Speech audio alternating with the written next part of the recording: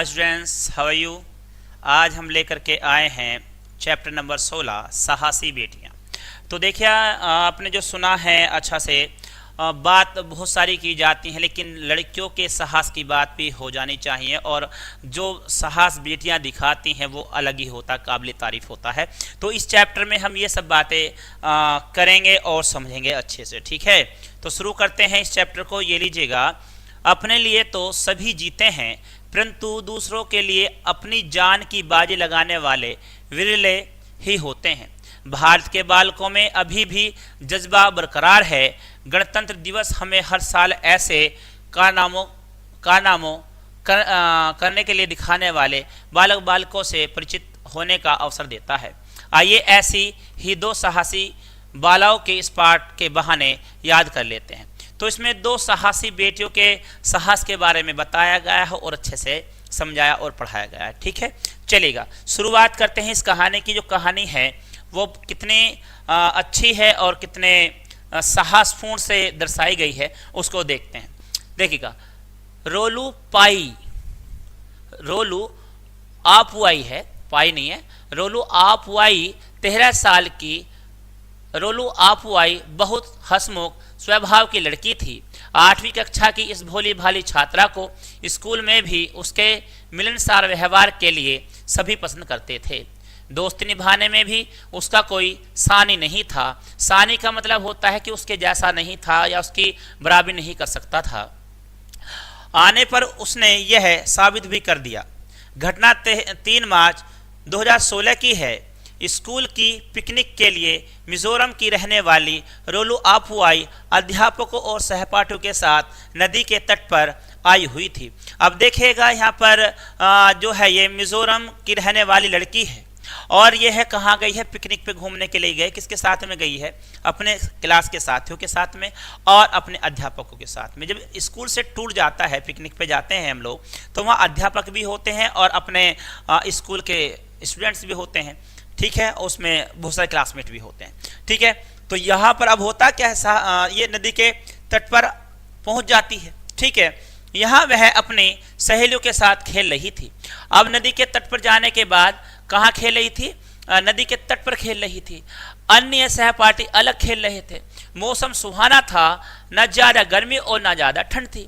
मौसम सुहाना ऐसा था कि आनंद आ रहा था, ना तो ज्यादा गर्मी ही लग रही थी और न ज्यादा सर्दी ही लग रही थी। बिल्कुल बस ये मानेगा आनंद की अनुभूति हो रही थी। तो यहाँ पर ये रहा। अचानक वहां चीख पुकार सुनाई दी। अचानक वहां चीख पुकार सुनाई दी। रोलू आपुआई ने सुना तो वह बिना समय गवाए नीचे की तरफ भागी। अब देखेगा, जब वो तट पर घूम रही थी तो उसे किसी के चीखने चिल्लाने की आवाज आने लगी। अब जब उसने देखा कि कोई चीख रहा है, चिल्ला रहा है, तो वह नीचे की तरफ भागने लगी, है ना। वहां उसने आवा देखा ना तावा और 18 फुट गहरी नदी में छलांग लगा दी। अब देखिए, जो इस नदी की बात कर रहे हैं वो कितनी गहरी है? 18 फीट गहरी है, ठीक है। जब 18 फीट गहरी है तो वह उसने ये नहीं देखा कि मेरे इसमें छलांग लगाने से क्या होगा, वो सीधा उसमें कूद जाती है। दरअसल उसकी एक सहेली नदी के तेज बहाव के भंवर में फंस गई थी। अगर देरी की जाती तो वह डूब सकती थी। अब उसकी एक सहेली भी वहां पहले से ही खेल रही थी। अब वो अचानक से उसमें गिर गई और उसके तेज बहाव में बहने लगी। और जब बहने लगी तो उसने यह देखा, वो 18 फीट की ऊंचाई से नीचे नदी में कूद गई, ठीक है। और उसने ये भी नहीं देखा कि मैं इसे बचा पाऊंगी या मैं खुद बच पाऊंगी बचाने के चक्कर में। तो ये उसने नहीं सोचा, उसके मन में ऐसा कोई ख्याल नहीं आया, बस वो सीधी उसने छलांग लगा दी, ठीक है। काफी देर की मशक्कत के बाद रोलू आपुआई उसे किनारे की ओर धकेलने में कामयाब हो गई, जहां से उसे सुरक्षित बाहर निकाल लिया गया।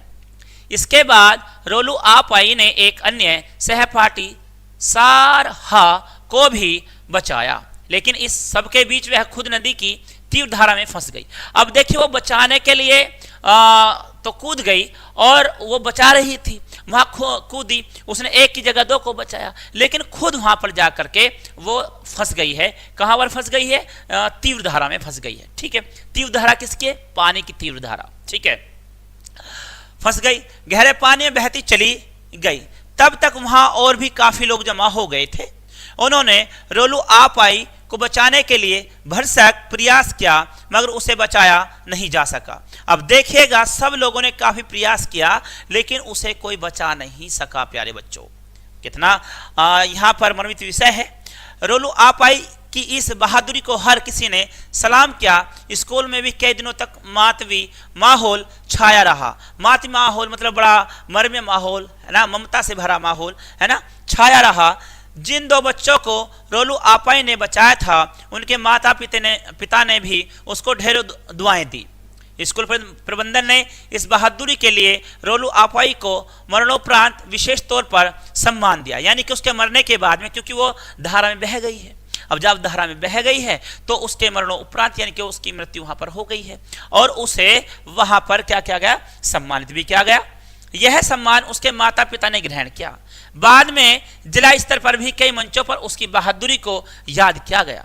अब देखिएगा, जब उसने दो बच्चों को बचाया और खुद बचाते बचाते उस ये मानेगा वीरगति को प्राप्त हो गई, उसके बाद स्कूल ने उन्हें सम्मानित किया और उसके साथ साथ उसी जिले में बहुत सारे स्कूलों में उसे उसके सम्मान के तौर पर उसे सम्मानित किया गया। ठीक है, अब आगे बढ़ते हैं। लाल रियातापुई मिजोरम की रहने वाली 13 साल की एच लाल रियातुपाई 8वीं कक्षा की छात्र थी। पढ़ाई लिखाई और खेल कूद में तो औसत ही थी, किंतु सामाजिक आचार व्यवहार में सभी उसे पसंद करते थे। देखिए, पढ़ने लिखने में या खेल कूद में तो औसत मतलब यह है कि बस थी, ना तो खराब थी और ना ज्यादा अच्छी थी, बस थी, ठीक थी। कोई उसे नहीं कह सकता कि वो बेकार है या वो अच्छी है। लेकिन व्यवहार की अगर उसके बात करें तो उसका व्यवहार सामाजिक था। सामाजिक का मतलब होता है जो अपने साथ साथ अपने जैसे लोगों का, अपने समाज का काम देखता है या उनके काम आता है, उसे सामाजिक व्यक्ति कहते हैं। हर किसी की मदद करने को वह सदैव तैयार रहती थी। इस संसार को छोड़ने से पहले वह बहादुरी की एक ऐसी मिसाल कायम कर गई कि आज उसके माता पिता भी सिर ऊंचा करके जी रहे हैं। घटना 18 मार्च 2016 की है। अपने बड़े भाई के साथ वह अपने चाचा के लिए एलपीजी, ठीक है, एलपीजी सिलेंडर और चावल लेने जा रही थी। अब देखिए, घटना कब की है, ये 18 मार्च 2016 की है और वह अपने चाचा के लिए एलपीजी का सिलेंडर लेने जा रही है, यानी कि रसोई गैस सिलेंडर लेने के लिए जा रही है। ठीक है, और उसके साथ साथ चावल भी लेने थे उसे। लाड़ प्यार में उसने अपने 2 साल के चचेरे भाई को भी साथ ले लिया। अब 2 साल का छोटा बच्चा भी उसने अपने साथ में ले लिया है। क्यों ले लिया है? क्योंकि छोटा बच्चा बड़ा प्यारा होता है, उसे खिलाना चाहते हैं, है ना। बाजार से वापस लौटते वक्त लाल रियातापुई और उसका बड़ा भाई गाड़ी रोककर चाचा के घर में सामान उतारने लगे। बेध्यानी में उसका भाई कार का हैंड ब्रेक लगाना भूल गया, जबकि वहां थोड़ी ढलान भी थी। अब देखिए, जब गाड़ी आप कार में बैठेंगे, बड़ी गाड़ी में बैठते हैं तो उसमें गाड़ी को जब रोका जाता है, रोकने के बाद में वो गाड़ी से निकलते हैं तो उसमें एक हैंड ब्रेक होता है, उसे लगाते हैं ताकि गाड़ी अब आगे ना खिसके। ठीक है, अब वो उसको लगाना भूल गया। जहां गाड़ी खड़ी की है वो गाड़ी ढलान पर है। कैसे है? ऐसे ढलान पर है, वो ऐसे मानेगा।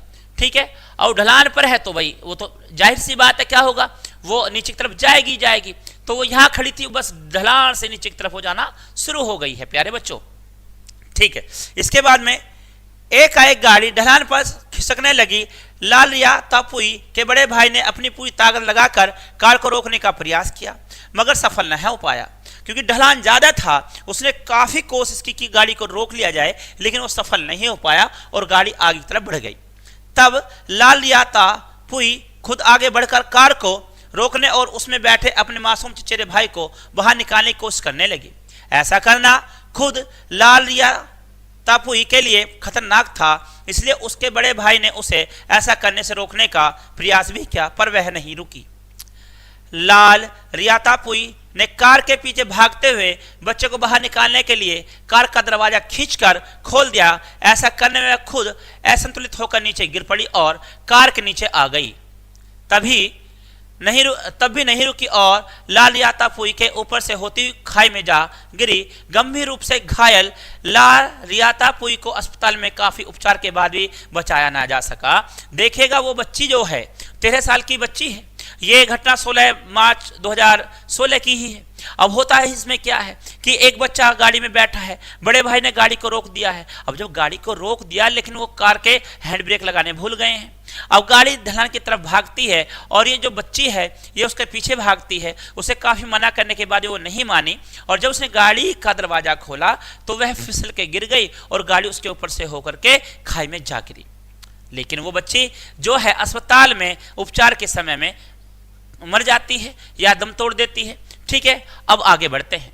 इस घटना में हुए नुकसान को भले ही रोका नहीं जा सका, मगर लाल रिया तापुई के ईमानदार प्रयास और उसकी बहादुरी को सभी ने सराहा।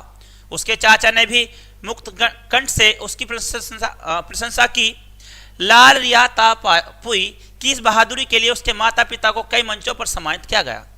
जिला उपायुक्तों की सिफारिश पर रोलू आपुआई और लाल रिया तापुई का चयन राष्ट्रीय वीरता पुरस्कार के लिए भेजा गया। ऐसी वीरता का प्रदर्शन करने के लिए भारतीय बाल कल्याण परिषद ने इन दोनों बालिकाओं को 2016 को बापू गेधानी पुरस्कार के लिए चुना।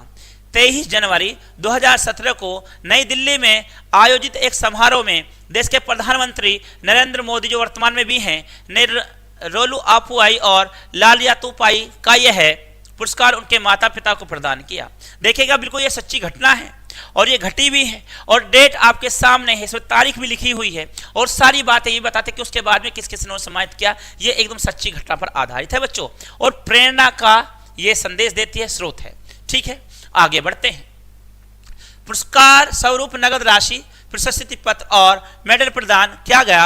दोनों के भाई बहनों की पढ़ाई का खर्चा भी अब सरकार ही वहन करेगी।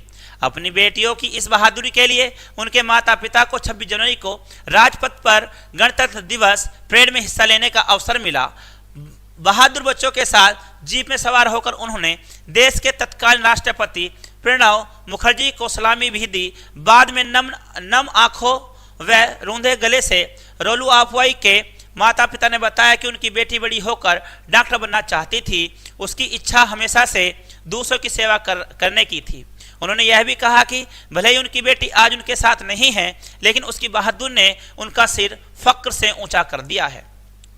इसके बाद में इस अवसर पर लाल रिया तापुई के माता पिता ने भी रूंधे गले से यानी कि भरे गले से बताया कि बेटी के कर्मों से मिला यह सम्मान उसे उनके बीच हमेशा जीवित रखेगा। उन्होंने यह भी कहा कि वह डॉक्टर बनकर समाज की सेवा करना चाहती थी, लेकिन नियति को शायद यही मंजूर था।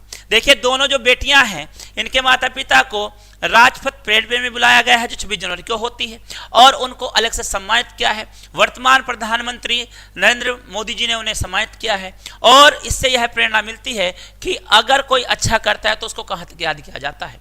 इसके बाद में उनके माता पिता बताते हैं कि दोनों बेटियां अपने जीवन में आगे बढ़कर डॉक्टर बनना चाहती थीं और समाज की सेवा करना चाहती थीं, लेकिन अब वो नहीं रही हैं। तो यह मेडल और यह प्रशस्ति पत्र जब घर में लगा दिए जाएंगे तो ये लोगों के बीच में काफी, जब तक ये रहेंगे तब तक वो जीवित रहेंगी। प्यारे बच्चों, आज समाज में संवेदना खत्म होती जा रही है। किसी को विपत्ति में देखकर आज लोग पीड़ित की मदद करने के बजाय उसका वीडियो बनाने और उसे सोशल मीडिया पर वायरल करने में लग जाते हैं। इसमें बताया जा रहा है कि आज अगर कोई विपदा में हो, परेशानी में हो, तो उसके साथ क्या होता है? उसके साथ ये होता है कि वह व्यक्ति करता क्या है, वह केवल वीडियो बनाना शुरू करता है ताकि मीडिया में डाला जा सके, यानी कि सोशल मीडिया पर डाला जा सके, उसे व्यूज मिले, चाहे वो मर रहा हो। एक व्यक्ति पानी में डूब रहा है तो उस पर जाकर के मीडिया वाले मुंह पर लगा करके कहते हैं कि आप कैसा महसूस कर रहे हैं। ऐसी ऐसी बातें होती हैं, बचाया नहीं जाता बल्कि उनसे सवाल किए जाते हैं। ठीक है, यह भविष्य के लिए अच्छा संकेत नहीं है। हमें अभी भी यह नहीं भूलना चाहिए कि विपत्ति किसी के भी सामने कहीं भी आ सकती है। अगर इन बालिकाओं ने भी इसी संवेदनहीनता का परिचय दिया होता तो क्या होता। अब देखेगा, अगर ऐसा ये बेटियां भी कर जाती जो कि 13 साल की बच्ची थी, अगर ये भी ऐसा कर जाती तो क्या होता। ठीक है, तो मेरे प्यारे बच्चों, ये थी आपकी कहानी, साहसी बेटियों की कहानी थी। आप इससे क्या सीखे हैं, आप अपने विचारों में जरूर लोगों से व्यक्त कीजिएगा और बताइएगा। मैं बढ़ता हूं शब्द अर्थ की तरफ, जो आपके लिए अति महत्वपूर्ण होते हैं। सानी का मतलब है तुलना में, मशक्कत माने कड़ी मेहनत करना होता है। आचार माने आचरण होता है, नियति माने भाग्य, सहपाठी माने साथ पढ़ने वाले, मातमी शोक से पूर्ण, मुक्तकंठ जोर से बोलने वाला। तो प्यारे बच्चों, ये थी आपकी कहानी। कैसी लगी अपने विचारों में व्यक्त कीजिएगा। मैं मिलता हूं अगली क्लास में, तब तक के लिए good day, good luck, good bye, जय हिंद।